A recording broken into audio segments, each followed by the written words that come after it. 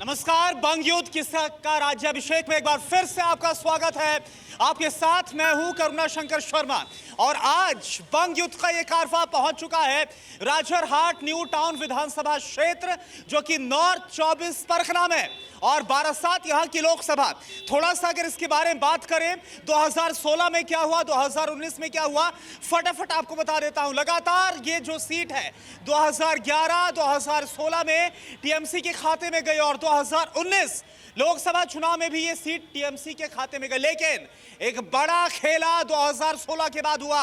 सब्यसाची दत्ता, जो कि यहां से टीएमसी के लगातार विधायक चुने गए, वो बीजेपी में शामिल हो गए हैं। तो ये जो खेला है वो कितना बड़ा असर डालेगा, और ये भी हम देख रहे हैं कि आज किस तरह से बंग युद्ध मैदान में गर्मी छाई हुई है। जेपी नड्डा से लेकर योगी आदित्यनाथ प्रचार कर रहे हैं, रोड शो कर रहे हैं, जमकर भीड़ वहां पर नजर आ रही। उधर फुरफुरा शरीफ के अब्बास सिद्दीकी भी वोट मांगते हुए नजर आ रहे हैं। तमाम मसलों पर बात करेंगे, यहां के मुद्दे क्या उस पर बात करेंगे। लेकिन इससे पहले आपका परिचय कराना चाहेंगे। जो खास मेहमान हमारे साथ इस शो में मौजूद है, उनसे आपका परिचय। इस वक्त हमारे साथ मौजूद है भास्कर सिंह रॉय जी, जो कि टीएमसी से। सर, आपका बहुत बहुत स्वागत है। हमारे साथ तरुण ज्योति तिवारी जी हैं, जो कि बीजेपी से। सर, आपका भी बहुत बहुत स्वागत है। और केतन जायसवाल है, जो कांग्रेस से। आपका भी बहुत बहुत स्वागत है। लेकिन पहले भास्कर जी, आपसे सवाल बनता है, लगातार आप देख रहे हैं किस तरह से जेपी नड्डा की आज रैली, या फिर इससे पहले आपने देखा अमित शाह की तरफ से जो रैली की गई, प्रधानमंत्री मोदी की तरफ से रैली जो हो रही है, जमकर भीड़ हो रही है। क्या लग रहा है, वाकई में इस बार खेला हो गया या फिर यह परिवर्तन का बड़ा संकेत? रैली होगा तो क्या होगा, रैली हो गया। यहाँ से भी कोई रैली जाएगा, हम भी देखेंगे। लेकिन चुनाव में रैली का कोई मतलब नहीं है। लोगों का घर तक पहुंचना चाहिए। लोगों का घर तक पहुंचने के लिए इन लोग रैली करके क्या घर तक पहुंच रहा है? घर में चूल्हा जलाने के लिए क्या तकलीफ हो रहा है, ये पूछ रहे हैं क्या तकलीफ हो रहा है? इतना पूछने का क्या, कहाँ पर बीमारी हो रहा है, किसका घर में खाना नहीं है, चूल्हा नहीं जल रहा है, ये सब पूछने के लिए रैली नहीं, घर तक जाना चाहिए। जो जाने के लिए अभी उन लोग पहुंच नहीं। लेकिन ये जो संख्या रैली में नजर आ रही है, ये संख्या आपको चिंता में डाल रही है कि नहीं? रैली में तो पैसा देके लोगों को इकट्ठा करके रैली में बोलो भाई चलो भाई। ठीक है, जवाब बीजेपी से। पैसा देकर लोगों को रैली में इकट्ठा किया जा रहा है, टीएमसी बोल रही है। बंगाल के वोटर को इतना ऐसे क्यों सोच रहे हैं ये लोग कि पैसा फेंकेगा कोई आ जाएगा? बंगाल का वोटर का कोई आत्मसम्मान नहीं है क्या? एक बंदा जिसको पास कोई काम नहीं है, अब जो हालत बना दिया 10 साल में बंगाल का। आप देखिए, यहाँ पे कोई फैक्ट्री नहीं है, किसी के पास काम नहीं है। जहाँ जिस एरिया में हम लोग खड़ा है वो एरिया है सिंडिकेट किंग का एरिया। तापस चटर्जी जो उम्मीदवार है यहाँ का, वो थे पहले लेफ्ट में जब थे सिंडिकेट का किंग थे, वो अभी है टीएमसी में, एक ही काम कर रहा है। सिंडिकेट सर आपके पास वो है तो सिंडिकेट किंग कटमानी का किंग है वो सोचेंगे। लगातार ये जो सिंडिकेट राज के आरोप लग रहे हैं, भ्रष्टाचार के आरोप लग रहे हैं, और ये बात आज बंग युद्ध के मंच यहाँ से का भी। विधायक जो थे ये आज क्यों नहीं है? यहाँ से क्यों लड़ने रह रहे हैं? यहाँ पर जो विधायक थे ये क्यों भाग गए उधर? क्या किस का काम के लिए? आप यहाँ के विधायक को हम लोग काम ठीक नहीं किया, हम लोग निकाल दिया पार्टी से। वो बीजेपी के पास चला गया, बीजेपी बोला इधर छोड़ो, तुम तो हार जाओगे, तुम उधर से कॉन्टेस्ट करो। आज ये पूछने वाला है यहाँ पर जो विधायक थे। लेकिन सब्यसाची दत्ता, जो कि यहाँ से गए हैं टीएमसी से, उधर बीजेपी में शामिल हो गए। जाहिर सी बात है, अपने साथ सपोर्टर भी लेकर गए, वो लगातार यहाँ से जीते। इस बार कैसे जीत पाएंगे? सपोर्टर कहाँ पर? उनका सपोर्टर को लेके गए कहाँ का? उनका सपोर्टर यहाँ था ना, तो चुनाव में वहाँ कब खड़े हो गए? वो यहाँ से सपोर्टर लेके कैसे जाएंगे वो? अब बताइए, यहाँ का लोग क्या वोट देने के लिए उधर जाएंगे? बीजेपी में कोई है नहीं, कोई उम्मीदवार खड़े करने का नहीं था, इसलिए टीएमसी से लेके इन लोग खड़े किए हैं। ठीक है, एक रिएक्शन बीजेपी से। लगातार ये सवाल उठाया जा रहा है कि आधे से ज्यादा जो कैंडिडेट है वो लोग हैं जो टीएमसी से बीजेपी में शामिल हुए। यहाँ पे खड़े हैं, राजरहाट न्यू टाउन कॉन्स्टिट्यूशन में खड़े हैं। यहाँ पे एक उम्मीदवार कौन है? तापस चटर्जी। कहाँ से आए वो? कहाँ का है वो भी तो पहले सीपीएम में थे, पहले लेफ्ट में थे। सिंपल एक काम कीजिए, क्राउड में जाइए, किसी से पूछिए, बेटा भैया आप लोग, आपका बेटा है घर में, बेटी है, कहीं पे काम करता है क्या? कोई सरकारी नौकरी मिला? कोई किसी इंडस्ट्री में काम करता है? इंडस्ट्री हुआ क्या एक भी? जाके पूछिए। जो लैंड लूजर्स है इस एरिया का, जो न्यू टाउन बना था, उनके घर पे किसी को नौकरी मिला? किसी का कुछ मिला? टोटो चलाना क्या लगे? पूरा एक ऑटो चलाने वाले का लड़का ऑटो चलाने वाला ही बनेगा, उसको अच्छी जगह बनाने के लिए। कांग्रेस से एक रिएक्शन देखिए, आप देख रहे बहुत गर्मी है यहाँ पर। टीएमसी बीजेपी दोनों एक दूसरे पर जमकर हमला बोल रहे हैं। लेकिन अगर बात संयुक्त मोर्चा की करते हैं, संयुक्त मोर्चा इतना ठंडा क्यों नजर आ रहा है? यही सबसे बड़ी समस्या है कि ये दोनों आपसी ईगो को सेटिस्फाई करने के चक्कर में बंगाल का क्षति कर रहे हैं। बंगाल को इन्होंने फुटबॉल बना के रखा है, ये इधर से एक लात मारते हैं, वो उधर से एक लात मारते हैं। जनता की बात, मुद्दों की बात करने वाला कोई है तो वह केवल और केवल संयुक्त मोर्चा ही जनता की आवाज़ें उठा रहा है। इनके पास एक इशू है क्या, ये एक दूसरे पर दोषारोपण करते हैं। और आपने जो भीड़ की बात कही, आपने भीड़ का उल्लेख किया, बट आप उन मीटिंग्स का आपने उल्लेख नहीं किया जिनमें कम लोग होने के चलते हेलीकॉप्टर किसी का खराब हो गया या फिर तरह तरह के बहानों से वो रैलियां कैंसिल करनी पड़ी। भीड़ तो छत्तीसगढ़ में भी हुई थी, दिल्ली में। क्या बीजेपी की तरफ से एक पॉइंट रखा जा रहा है, उसके बाद हाँ एक सिंपल क्वेश्चन है, 2011 में पश्चिम बंगाल में जब परिवर्तन आया था तो कौन लाया था? लेफ्ट के खिलाफ लड़ा था टीएमसी ने और कांग्रेस ने, तो आज एकजुट कैसे हो गए? ये दोनों आज एकजुट कैसे है? जो 11 में जो लेफ्ट फ्रंट खराब था आज अच्छा हो गया, जो शाहीबाड़ी में जो कांग्रेस का बंदा मरा था तो आज अच्छा हो गया। ये लोग तो कंप्लेन करते हैं ना, शाहीबाड़ी में हम लोगों को कार्यकर्ता को मारा था, ये किया था, आज ठीक हो गया, सब भूल गया ये लोग। ठीक है, जवाब दीजिए। यहाँ के दीदी ने परिवर्तन लाई और फिर भी यहाँ के लोग सब दीदी का सपोर्ट कर किया है। और तापस चटर्जी जी यहाँ के ही हैं, वो विधायक थे, भाग नहीं गए किसी जगह पे। यहाँ पर विधायक भाग के उधर चला गया और यहाँ पर उम्मीदवार खड़े नहीं कर पाए। और जिसको उम्मीदवार देखिए, आज के एक बयान पर बात करता हूं। आज योगी आदित्यनाथ की तरफ से बयान दिया गया रैली में। उन्होंने बोला, सुनिए मेरी बात, अरे मेरी बात सुनिए, अरे मेरी बात आप सुनिए ना, मेरी बात आप सुनिए। उन्होंने ये बोला, माँ माटी मानुष की बात दीदी करती है, लेकिन माँ की बात करती है लेकिन सरस्वती पूजा नहीं होने देती, दुर्गा पूजा नहीं होने देती, माटी की बात करती है लेकिन किसानों से उनका हक छीना गया। मानुष जो कि 10 साल में त्रस्त हो गया। जवाब दीजिए, जो बीजेपी की तरफ से हमला बोला जा रहा है। सरासर झूठ बात है। अब देखिए, यहाँ पर पूजा होने के लिए आप आइएगा, पूजा में आइएगा, एक एक जगह में पूजा हो रहा है, सब जगह में हो रहा है। यहाँ पर हिंदू मुस्लिम एक साथ ही पूजा कर रहे हैं। किसी भी जगह सरस्वती पूजा, दुर्गा पूजा बंद नहीं किया गया और पूजा यहाँ पर होता है। आम आदमी से पूछिए, आप आम आदमी से पूछिए, एक जना अगर मिलेगा कि हाँ हमें पूजा करने में कोई रोका, हम यहाँ से छोड़ देंगे, आप मान लेंगे। ठीक है, बीजेपी से फटाफट रिएक्शन, क्योंकि ये मुद्दा लगातार उठाया जा रहा है। मुद्दा का रीजन है, तो मैं एक अधिवक्ता हूँ, कलकत्ता हाईकोर्ट में प्रैक्टिस करता हूँ। सिर्फ पिछले साल ही 30 मैटर मुझे फाइल करना पड़ा दुर्गा पूजा के परमिशन के लिए। यहाँ पे गवर्नमेंट नोटिफिकेशन था कि मोहर्रम का शोभा यात्रा है, इसलिए दुर्गा पूजा का विसर्जन नहीं होगा। ऐसा क्यों? ऐसा बार बार क्यों होगा? नलहाटी में 400 आ रहा हूं सर, आपके पास आ रहा हूं। नलहाटी में 400 साल पूजा बंद कर दिया गया, क्यों किया? स्कूल में सरस्वती पूजा बंद कर दिया गया, क्यों किया? आपको गिना दिया एक एक करके, वो तमाम इंसिडेंट गिना दिए, कब कब रोक लगाई गई, रोका गया। सुनिए, पूजा करने में कभी रोका नहीं गया। मुसलमान लोगों का जुलूस निकालने वाला था, हिंदू लोगों का भी वो निकालने वाला था, इसीलिए उसको बोला अलग करके दूसरा दिन में करने के लिए। हम लोग एक साथ अमीनिया में बिरयानी खाते हैं, हमें कोई कहता नहीं है कि तुम क्या खाओगे, क्या पहनोगे, क्या करोगे। बीजेपी लोग कहता है कि तुम शाकाहारी बन जाओ, हम नहीं बनने के लिए तैयार है। हम कैसे जिएंगे ये हमारी इच्छा है। हम किसी का ऊपर अगर दबाव डालेंगे, हम भी उसको दबाव डाल के बंगाल से दूर भेज देंगे। ये उत्तर प्रदेश नहीं है, बंगाल है। बंगाल में हिंदू मुस्लिम सिख ईसाई सब एक साथ रहते। हम राजनीति के क्षेत्र में धर्म का बात नहीं करता हूँ, राजनीति का क्षेत्र में लेकिन आप ठीक है, आप बोल रहे हैं सभी धर्म के एक साथ रहते हैं और रहना भी चाहिए, लेकिन आरोप उन्हीं ममता बनर्जी पर, दीदी पर तुष्टीकरण के, ध्रुवीकरण के लग रहे हैं। नहीं, जो आप देखिएगा सचार कमीशन का रिपोर्ट था, उसमें दिखा। आप मुझे जवाब दीजिए, ममता पर तुष्टीकरण, ध्रुवीकरण के जो आरोप लग रहे हैं वो फिर क्यों लग रहे हैं? मुसलमानों के वोटों को एक होने की बात कौन कर रहा है? इलेक्शन कमीशन का नोटिस, इलेक्शन कमीशन का नोटिस क्यों मिला है ममता बनर्जी को? गलत है, क्योंकि आप लोग कहा है कि बीजेपी कहा है कि हमको 70% का वोट चाहिए, हमें 100% का वोट नहीं चाहिए। लेकिन दीदी ने कहा है हमको सबका वोट जवाब लेते हैं। आप 70% की बात बोल रहे हैं, इसलिए वो 30% की बात बोल रहे हैं। हम लोग कहते हैं सबका साथ सबका विकास। 2012 में बंगाल में चालू हुआ था इमाम बाता, हाईकोर्ट में दीदी को एक थप्पड़ लगा, थप्पड़ लगने के बाद 500 करोड़ का फंड वक्फ बोर्ड को दिया, वहां से मिला। एक बात बोलिए ना, यहाँ पे किसी भी मुसलमान को पूछ लीजिए, एक इमाम को भाता देखे और ऑनरेरियम देखे एक प्रांतीय का गरीब मुसलमान का क्या होता है? एक 100 करोड़ का हज टावर बना हुआ है यहाँ पर, एक मुसलमान का क्या होता है? आपके पास उसे क्या होता है? मुसलमान के लिए क्या क्या है? सरकारी नौकरी में कितना मुसलमान काम करता है? केतन आप हाथ उठा रहे हैं, बताइए। जी देखिए, यही मैं बात बता रहा था कि ये दोनों एक दूसरे ही पिच पे खेला खेल रहे हैं। ये उन्नयन का खेला नहीं खेलना चाहते हैं, ये विकास, ये रोजगार, क्योंकि विकास के मामले पे दोनों फेल हैं,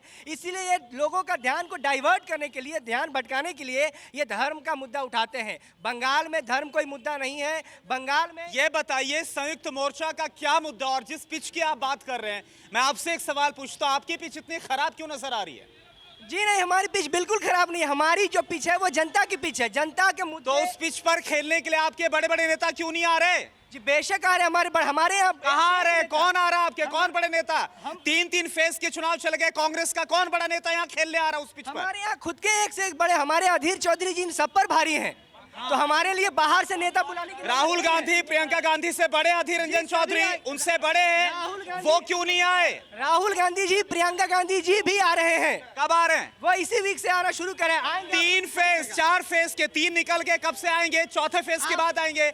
आधी सीटों पर चुनाव लड़ गया, ये हम नहीं रखता उनके लिए अहमियत। बेशक अहम रखता है, हमारे पास है। हम भाजपा नहीं है कि हमारे पास दूसरे राज्यों से या प्रधानमंत्री प्रचार मंत्री बनकर गली गली घूम रहे हैं। ये प्रधानमंत्री हैं कि आप ठीक है, जवाब प्रधानमंत्री को लेकर ये बात जो संयुक्त मोर्चा उठा रहा है। ना बंगाल में कांग्रेस का हालत आप देखेंगे, यहीं पे दिखा देते हैं आपको। वो देखिए कांग्रेस का ऑफिस बंद है, ये है चक्कर कांग्रेस का। अभी इनके पास है अब्बास भाईजान, ये बोलता है एक चीज कि हम लोग धर्मनिरपेक्ष है। अब्बास क्या बोलता है?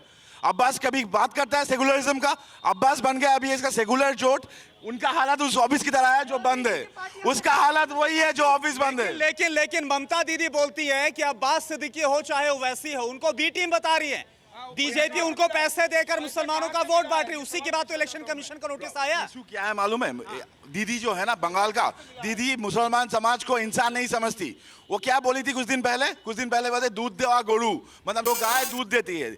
तो इनका स्टैंडर्ड है यही। आ रहा हूं सर, जवाब लूं। ये मुसलमान समाज को हम लोगों का, दीदी जो पश्चिम बंगाल का सीएम है, वो इंसान नहीं समझते। इसीलिए इनका प्रोग्रेस के लिए सोचा नहीं कभी, इनके सरकारी नौकरी के लिए सोचा नहीं कभी, इसके लाइफस्टाइल के लिए कभी सोचा नहीं। इसको सिर्फ वोट बैंक बना के रख दिया है कि चलो तुम लोग अंधेरे में रहो, तुम लोग हालत ऐसा रहो। एक एक करके पूरी बात जो बात बोली इस पर जवाब लूंगा। और आज तो वैसे भी आ गए और सूरा फातिहा उनकी तरफ से पढ़ा गया है। ममता दीदी को जवाब दिया गया चंडी पाठ पर। अरे ममता दीदी क्या करेगी? ममता दीदी सबके लिए हैं। आप एक हिंदू को, एक मुसलमान से पूछिएगा कि तुष्टीकरण नहीं है, सबका विकास करना चाहते हैं वो ममता बनर्जी। आप एक बात पूछिए बीजेपी वालों से कि आप 70% लोगों का वोट क्यों मांग रहे हैं? शुभेंदु अधिकारी खुद बोला है कि हमको 30% लोगों का वोट नहीं चाहिए, ऑन कैमरा बोला है। इसके लिए क्यों नहीं है? इसीलिए बोला कि देखो तुम लोगों का वोट भी उनको नहीं चाहिए, अगर उन लोग सत्ता पे कभी आ जाएगा तो तुमको कुचल देगा। इसीलिए बोला कि आप लोग इकट्ठा बनो और इकट्ठा बन के टीएमसी का तरफ वोट दो। इसमें खराबी क्या है? ठीक है, जवाब ये कुचलने का बात कहां से आ गया? हम लोग तो एक सीधे बात बोलते हैं, सबका साथ सबका विकास। केंद्रीय सरकार का कोई भी स्कीम आता है सबके लिए आता है। आप जाके यहाँ पे पूछिए जिसको भी घर मिला। आप सबका साथ सबका विकास की बात कर रहे हैं, लेकिन चाहे संयुक्त मोर्चा हो या फिर टीएमसी हो, ये लगातार आरोप लगा रहे हैं कि हिंदू ध्रुवीकरण की बात कर रहे हैं।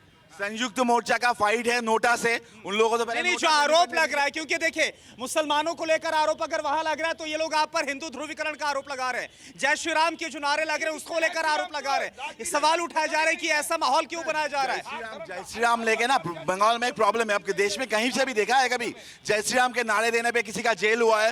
बंगाल में हुआ है। आपने देखा है किसी को कोई बोलता है जय श्री राम नारे को? सर आ रहा हूं सर, आपके कोई पास। बोलता है जय श्री राम नारे को गाली दे रहा है मुझे? बंगाल में होता है, ये है सिचुएशन। संयुक्त मोर्चा अभी बोलता है हिंदू मुस्लिम की बात।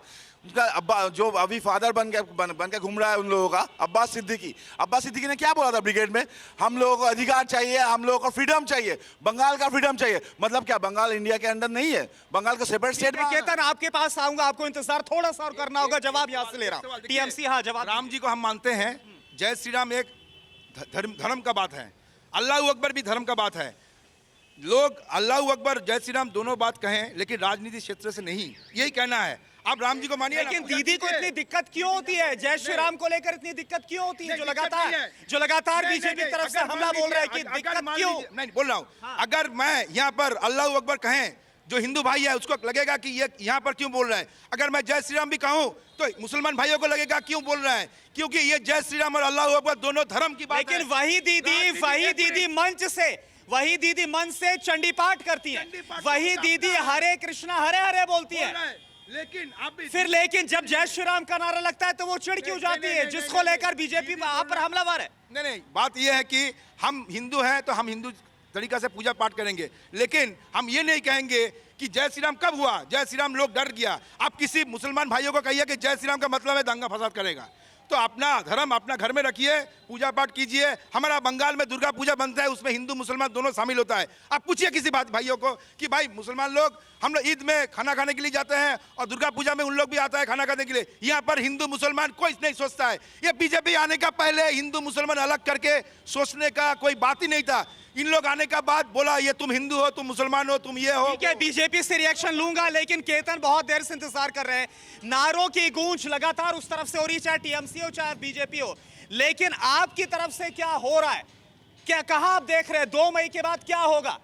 हम जो देख रहे हैं वो देख के बड़ी हंसी आ रही है। नहीं, हंसी आ रही है क्या? 2 मई को भी आपको हंसी आएगी? जो नतीजे आएंगे हम क्या होगा? मुस्कुराएंगे, हम मुस्कुराएंगे, पर इन दोनों की तो क्या हो रहा है 2 मई को? क्या हो रहा है संयुक्त मोर्चा के साथ, बताइए। 2 मई को हम मुस्कुराएंगे, 2 मई के लिए दो संयुक्त मोर्चा। वो तो बोल रहे हैं टीएमसी वाले एक भी सीट नहीं आएगी। टीएमसी वाले कह सकते हैं, वो बोलने की आजादी है, दिन में सपने देखने की भी आजादी है। आप बताइए ना, कितने वो लोग बोल रहे हैं, बीजेपी बोल रही है 200+, वो बोल रहे हैं फिर से सरकार बनाएंगे, आप क्या कर रहे हैं? नहीं, वो दोनों बोल सकते हैं, मैं दोनों दो अरे आप बताइए ना, कितना टारगेट है, कितनी सी कुछ कॉन्फिडेंस है? हमारा टारगेट बंगाल की जनता का उन्नयन करना है। हमारा टारगेट, यानी कि केतन अभी भी कॉन्फिडेंस नजर नहीं आ रहा। बता सकते ना, ताल ठोक कर बताइए कि सरकार बना पाएंगे नहीं बना पाएंगे, कितनी सीटें जीत पाएंगे?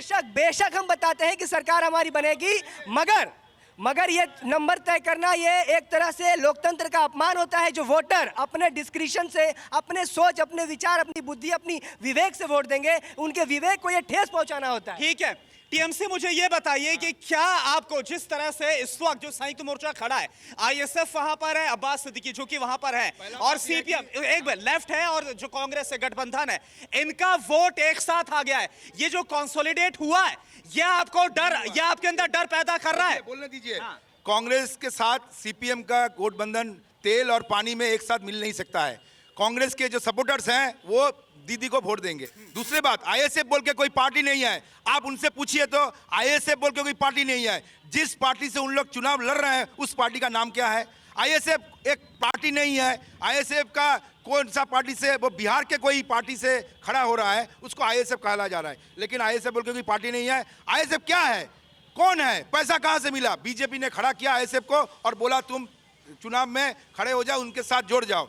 सीपीएम के साथ कांग्रेस, आप देखिए यहाँ पर जितने सारे लोग हैं, सीपीएम जितने लोगों को खून किया, मर्डर किया 34 सालों में, उसमें ज्यादा कांग्रेस शामिल थे। आज आपका पिताजी को, चाचा जी को जो खून करेगा, उसके साथ आप गठबंधन कर पाएंगे? जिंदगी में नहीं कर पाएंगे। जो कांग्रेस सपोर्टर हैं उन लोग टीएमसी के साथ ही हैं, लीडर लोग ऊपर से बनाया, लेकिन इसमें कोई। ठीक है, तो टीएमसी की तरफ से ये कहा जा रहा है कि कोई फर्क नहीं पड़ेगा चाहे उनके खिलाफ कोई भी गठबंधन खड़ा हो जाए, और वहीं बीजेपी की तरफ से ये कहा जा रहा है कि वाकई में इस बार परिवर्तन हो गए, असल परिवर्तन हो गए। लेकिन दीदी बोल रही है कि 1 महीने की बात है, सिर्फ 1 महीने का खेला, ये लोग बाहर से आए और चले जाएंगे बंगाल से, और मुख्यमंत्री वही बनेगी। अब देखना होगा कि आखिर होता क्या है। 2 मई का सबको इंतजार है। कल एक और नई विधानसभा सीट से हाजिर होंगे। आज के लिए नमस्कार।